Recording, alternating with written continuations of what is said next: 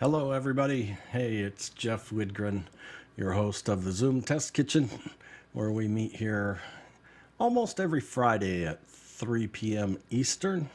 If it's not me, it's a friendly guest who often visits and has plenty to share and moderate and so forth. So, welcome. I was not here last week, nor were you, but it's good to be back and be able to share some things and learn some things. So much that I've learned being here in the test kitchen for sure. So we've got Ray. Hello, Ray. Greetings, Jeff. Good to see you. And Joe. How are you, Yo, Joe? yo. All right, Jeff. Thank you. Hello, Pete.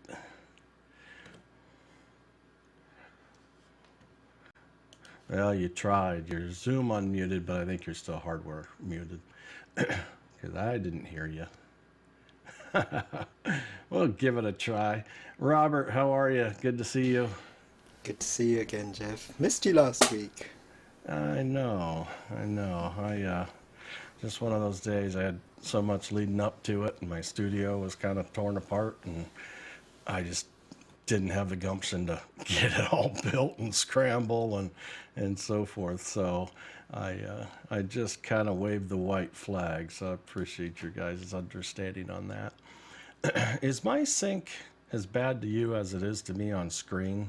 Is my sync okay? Test It's, 1, 2, 3. it's slightly off. If you do a clap test, we'll be able to identify. It's off. Yeah, I'm looking at it on screen going, it's way off. And the one thing that I changed is I told my camera to capture at 4K, and then I'm throwing it out there at 1080. But I would imagine that's the probably the reason behind it. I'll see if I can make some on-the-fly adjustments and see what we end up with. I've made one there, so maybe you can keep an eye on that. Very good. Hello, Lois. Just joined us. Good to have you. Who And else do we have? I'm ready to do my report anytime you want. All right. Yeah, I don't have anybody else on camera right now, but anyways, yeah, Lois and I chatted a little bit. Is it yesterday or the day before? It And was Tuesday. Tuesday. All right, That's a Wednesday lot. morning, middle of the night. Something. Okay, yeah, all right. So, anyways, we, she had a few questions, and she always gets me thinking during those discussions, and so with that, it was about what I put in the invitation today was large meeting management, and how do you do that? Really kind of keeping it really general. What are all the things you can and could and would consider for secure large meeting management, and not webinar, but meeting, because webinar kind of spoils us. But when it has to be interactive, then it has to be a meeting, and the challenges kind of stack up from there. So we You would thought have been we very would, proud last yeah. night, Jeff. You would have been very proud of Lois.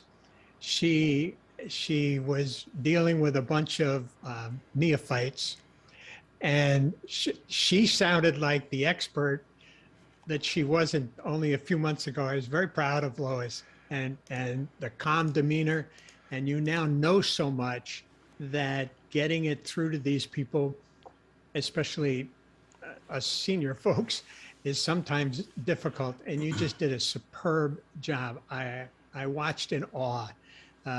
You not only have sucked up everything that you've learned here, but you're applying it in something that you enjoy, and I really had a good time watching it. In case you're not familiar with what he's talking about, Ray was an audience member on the practice show for Birding with Davis, which is it will be streamed to YouTube once a week, Birding with Lois, Thursdays, and we're working on getting it up. So Ray was in the audience watching us fumble around, which is lots of fun. Oh, always, right? Good stuff. Hey, I've got to change my camera here, and I notice also my translation of 4K in just 1080 out is not working right now. I look extra wide inside of Zoom, and it's stretching me and so forth. I can tell. So Is that the reason, Jeff, you don't have your moustache and beard? yeah, it took it away. I don't know why. I was actually gonna bring up like an old picture. Actually, I guess I could. Here we go. Here's the old me, and here's the younger me, right? And my wife was kind of pleased that the fur is gone, and she said, "You look so much younger." It's like, well, Like that's cool. Sergeant Schultz from Hogan's Heroes. Yeah, right now I do because the stretch. Yeah. Not that I have a really narrow face, anyways, but it's not helping me a bit. So let me kick things off, and then I'm going to turn it over to Lois to explain her large meeting and some considerations and so forth. I'll go off camera just for a moment and come back into that discussion as well. So, large meetings. I don't know the exact numbers that Lois had, but round numbers 500 in a meeting. I manage a meeting each Saturday that has about 900. My question would be, what's the maximum number of attendees you can have in a single meeting, Zoom meeting? That's a pop quiz question. It depends on your account, Jeff. Well, let's say you give your account everything Zoom will allow you to give it as far as maximum attendance. What's the top number before you just have to have more than one meeting, or you have to go to webinar or whatnot? I've It's just got a bigger than basic 900. account, so I don't know the answer to that. Yeah, it's 1,000, and so with a basic account, you get 100, right, up to 100 people.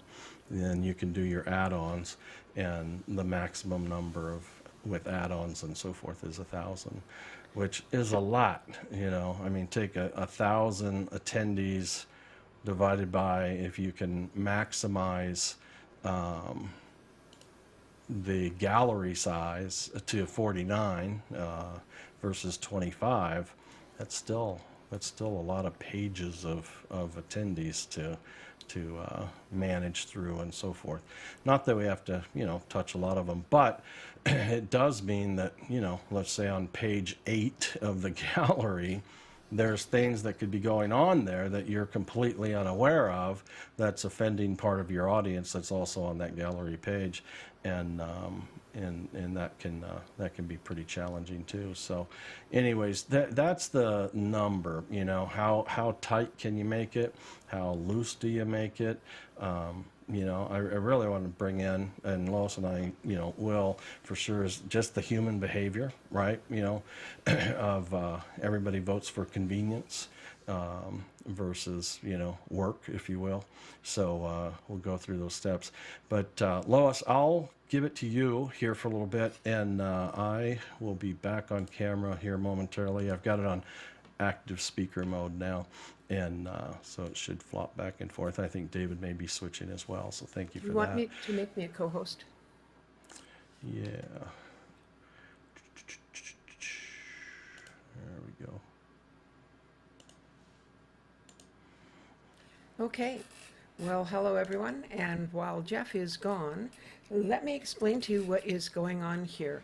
I'm a Quaker, and the people around the world, the Quakers around the world, are having a global prayer meeting. And so it's a meeting for worship, and that's happening every morning. It's 9 o'clock Pacific time, and the woman who is hosting it was one of the people who got started with the Friends House Moscow, which is the Quaker presence in the Soviet Union at that time. And she's in my meeting. I happened to go to that Monday, and it's an hour-long meeting for worship. I happened to be there, and about 20 minutes in, we had some disruptors. We had people coming in and shouting, things. Now there was over 500 people in her room at that time. It took me a moment to realize what was happening and realize that she didn't know how to handle it. So I pushed the panic button. And if you're a host or a co-host, down in security you'll see a red line. It says suspend participant activities. That's what we call the red button. And that mutes everyone, makes so no one can turn on their video, no one can turn on their audio. It just shuts down a whole lot of stuff.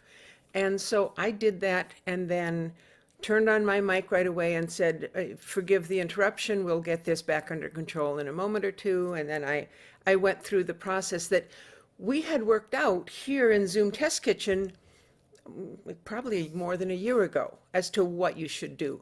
And so we were able to remove the disruption. And then we talked afterwards about what we could do to make things better for the next day. And so the next day we had some co-hosts who were